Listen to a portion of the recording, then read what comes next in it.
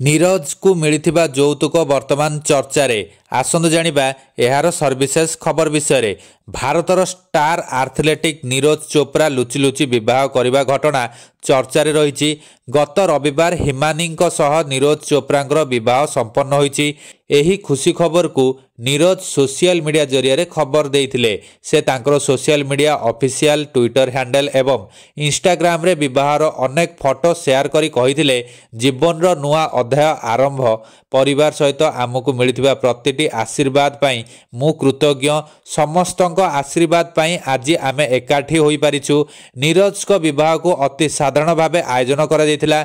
एही विवाह रे नीरज और हिमानी परिवार रो किछि सदस्य उपस्थित थिले। 27 वर्षीय नीरज चोप्रा टोक्यो ओलंपिक्स रे जावलिन थ्रो इवेंट रे स्वर्ण पदक एवं प्यारिस ओलंपिक्स रे रौप्य पदक जीतिथिले।